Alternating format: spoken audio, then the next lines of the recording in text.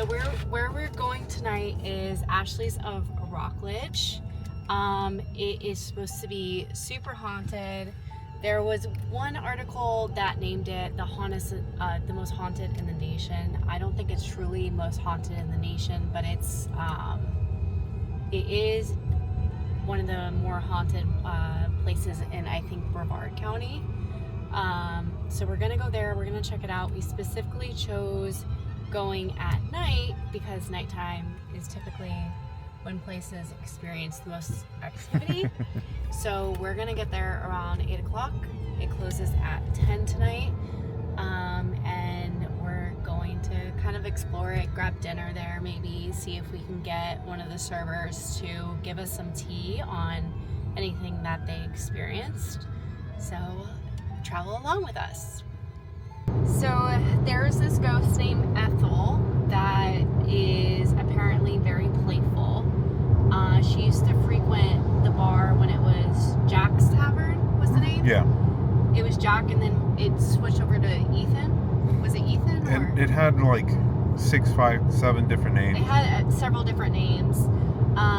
But she used to frequent it back in the 1930s. She was brutally murdered. They never found the killer. But she still stays at the bar. She likes to play with guests. Apparently she likes to play around in the women's restroom, in the bathroom mirror. She likes to play around in the stalls. Her shoes have been seen before by a former manager who saw 1930s period style shoes in a stall when she was closing up, and then she went to open the stall and no one was there. People have also felt like kind of like a hand going around their throat a little bit. Other people have felt getting pushed down the stairs.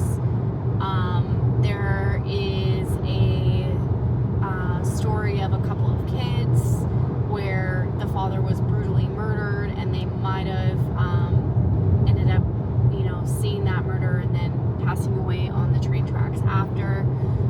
There's also stories about, a poltergeist that might be living there, kind of some angry spirits that kind of thrash around in the kitchen, throwing around glasses and stuff. So I'm a little nervous now that we've learned a little bit more about this, and the fact that this is all my idea and I don't know what I signed us up for. But we're in for the ride, and I definitely am going to, even though I might look like a tool walking to the bathroom with sunglasses on, I'm gonna record from my sunglasses, because apparently stuff has been, recorded on camera and thermal. We don't have a thermal camera or anything. We don't have any actual ghost hunting equipment. We just have my Osmo Pocket, my iPhone, and my glasses. So we will see what happens. I'm a little curious if I'm actually going to see anything. I used to see a spirit at my parents' house when I was a kid. I stopped seeing it after I told my dad about it. So I'm curious. I haven't seen any spirits or anything since, but I have this app that I have on my phone called Sleep Cycle. And when I used to live at my parents', I experienced paranormal activity where there would be times in the night, and this was not like at least 4 or 5 years ago this happened, I want to say, where I had a fan installed in my bedroom, a ceiling fan, and the light on the fan would randomly turn on by itself in the middle of the night, and I would just basically I would try and convince myself that maybe it's just faulty wiring, it's something electrical that's turning on this light. It can't be anything paranormal. But there was one night where not only the light would turn on, which, by the way, my mother would, when I used to live there, and the light would be on in the middle of the night because she works overnights, she would get so mad at me, typical, Italian mom, because I keeping the power on and wasting energy and raising the bill, even though I would literally go to bed, turn off the light. She would open the door in the middle of the night the light would be on. She would wake me up. She'd be like, Lauren, why did you not turn off the light before you went to bed? I'm like, I did. I literally did. I don't know why it's on. I literally did. And it would always be around the same times of night, around like 2, 3 in the morning. There was one night where not only the light in my bedroom turned on by itself, but the fan turned on by itself as well. It just completely turned on by itself. There's been times where the living room TV, they'll shut it off for the night to go to bed, and then they'll come, we would come out in the morning and the TV was on. And that too, I was just like, no, this can't be anything paranormal, this is faulty. And that was until I downloaded this app called Sleep Cycle.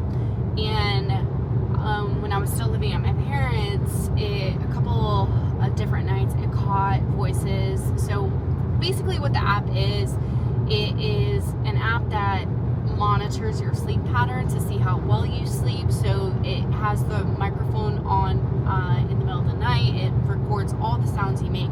It tells you, when you're snoring, when you're sleep talking, when you're regular talking, when you're coughing, just to kind of like monitor the overall sleep progress that you have, because I refuse to wear my Apple Watch to bed. It's just not comfortable for me. I need it to charge. I want to be completely device free when I go to bed. And there's been a couple times where it's caught voices, and it would always be around like 2, 3 in the morning, which anyone who is into anything paranormal knows that, technically 3 a.m. is considered witching hour. One of the voices said, "Where are you?" And then there was like a demonic sounding voice that said, "Stop." And then there was one other audio, but I couldn't make out what it was saying. But I have them saved, so I'm gonna have Francisco add them into this video. It's gonna freak you out.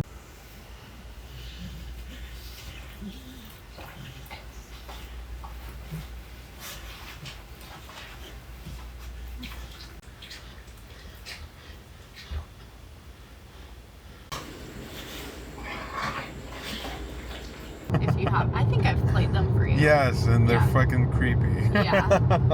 Anyone I show them to, because I have them saved, always gets freaked out by them, because it's clearly like one of the voices is clearly very demonic sounding, and obviously not me, because it's way too low to be me. So I'm just curious to see if I'm going to personally experience anything or not, or see anything, because I physically haven't seen anything since I was a kid. There was a spirit in my house when I was a kid that I saw on a few different occasions, but it wasn't anything malicious. It was something that always made me feel safe. And then I also had experiences with animals that passed away. There was one experience where our cat Prince had just passed away a few days prior. He passed away in my dad's arms, and I was talking to my dad. He was sitting in the family room. I was in the kitchen. So the family room's here, the kitchen's right next to it, and I was just in the kitchen at the entrance of the family room talking to my dad about something, and then I hear a bell, and all I said to my dad was, I was just like, "Did you hear that?" Because I just wanted to see. I didn't want to say what I heard, just to make sure I wasn't crazy, that I heard what sounded like my cat's bell on his collar. And after he passed away, like, none of the animals had a bell on their collar like that, so that's all it could be. And my dad, no joke, responded, "Prince's bell from his collar." And I was just like, no way. We both heard it, because I didn't lead on what I heard, and he just answered my question. And I was just like, geez, like, this definitely happened. Like, I'm not crazy. So I've definitely experienced some things over the years, and that's what, paranormal activity intrigues me, but it also scares the living crap out of me. So that's why I've been dying to go to the spot.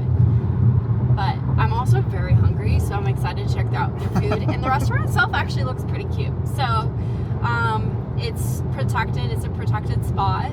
So they really can't do anything else with it. It has to stay a restaurant from what I was reading.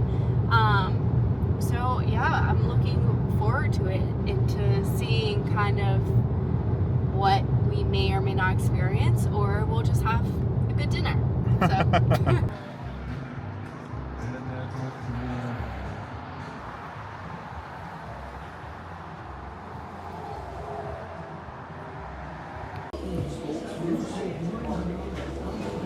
Alright, you ready to hear the story on the back of the menu? Yeah.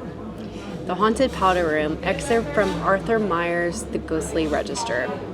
Ashley's restaurant was built in the early 1920s and has had many owners. Its name keeps changing, some of which include Loose Caboose, which we learned on the drive here, the Mad Duchess, the Sparrow Hawk, and Gentleman Jim's. It has been known as Ashley's for almost 30 years. Judy Cowles, who was the manager from 1979 to 1984, is a prime witness to the eerie happenings. One night after closing, she went into the ladies' room to check it before leaving. She was using one of the two stalls when she happened to notice an unusual pair of legs and feet under the opening to the other stall. They were wearing high-heeled, high-button boots, quite unstylish for the times. When she came out of her stall, the door to the other stall was open and no one was there, but she had not heard anyone leave. A number of women have reported seeing the image of a young woman wearing 1920s clothing in the mirror of the ladies' room. And the water in the water basin sometimes comes out on unexplainably. But the ladies' room does not have exclusive rights to the folklore of the restaurant. Things seem to happen all over the place. There is a stairway where people often feel as though they are being bumped or pushed. Jean Stevens, a psychic who had visited the restaurant many times, tells of a vision she experienced. She says she saw a man being dragged down this stairway by two law enforcement officers and being thrown into a police car. A witness to this was the man's teenage daughter, who was screaming uncontrollably. This violent incident appears to be what is causing the turbulence experienced by the people on this spot. The energy is there. She says traumatic events and tremendously emotional moments can leave a residue, and if people are sensitive or psychic, they can pick up on those events. This place has unusual manifestations of a haunted restaurant. Glasses and dishes fall and break untouched by human hands, or at least from what the waitresses, bartenders, and bus persons insist. Many people tell of hearing whispering in the restaurant, usually when the place is closed. In 1982, reported Billy Cox of a local newspaper, Florida Today, researched the place for several months. He mentions picking up the whispers on his tape recorder.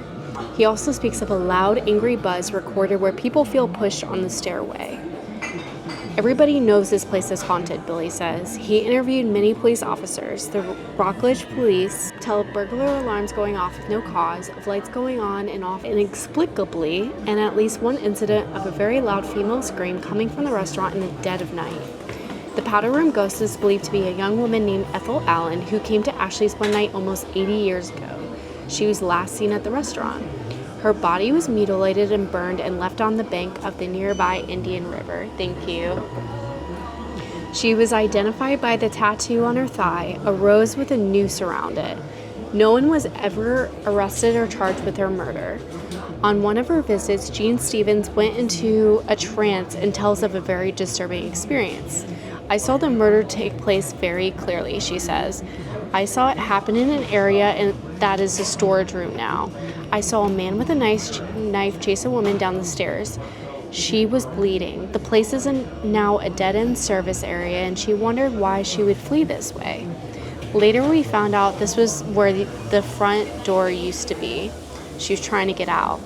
He caught up to her, put both his hands on her shoulders, shoved her to the floor, and killed her there. Jean says she knows who the murderer is, but will not reveal it. He is now deceased, but the family still lives in the area. That's creepy. Another entity Jean says, is a little girl about 6 who was killed in a car accident on USI just outside the restaurant. She died on the road, according to the psychic, but her spirit wandered into the restaurant, possibly attracted by the other spirits that were there. Malcolm Denmark took a number of photographs inside the restaurant. In one stood a man in dark pants and a white coat who Denmark says was not there when he took the picture. Also, the figure cast no shadow. Later in a test, he had a person stand in the same place to see if he would cast a shadow, and he did. Denmark said his camera would not work after the second expedition to the place. The film would constantly be scratched. Gene Stevens suspects the image is that of an elderly man who did off jobs at the restaurant at one time. He was given a room upstairs where he lived. I think his presence is in the photo is a statement, Gene says. He's saying, that's my place. It's wild. So we're trying some key lime pie. I should really do a series where I rate the best key lime pies in Florida.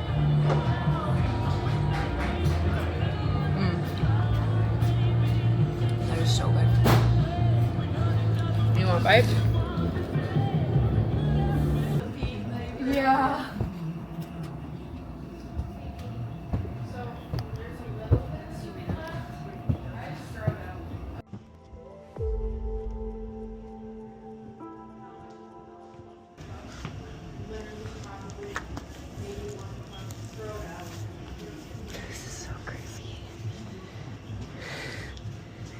I'm only wearing my sunglasses because I'm recording. That's so creepy. I was so nervous going in the bathroom. I did not want to look underneath the other stall. I don't know which stall it was, but I was low-key panicking a little bit, I'm not gonna lie.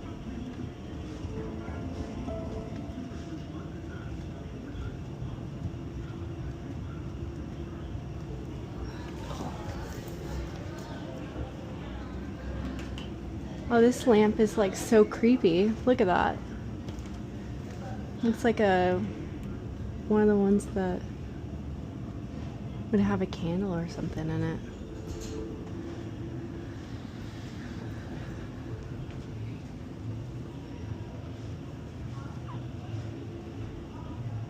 Mirror.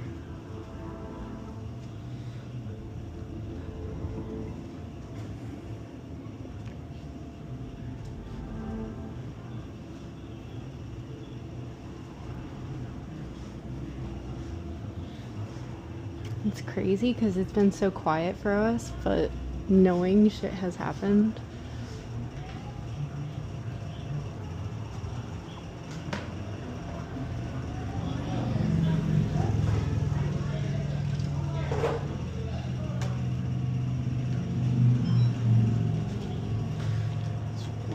Mm-hmm. Yeah.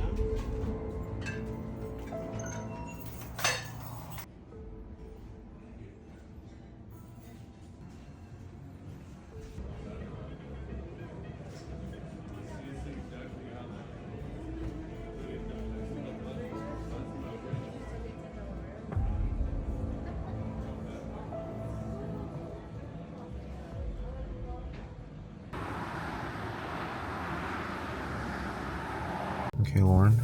Impressions of the place? Knowing it was haunted kind of freaked me out, not gonna lie.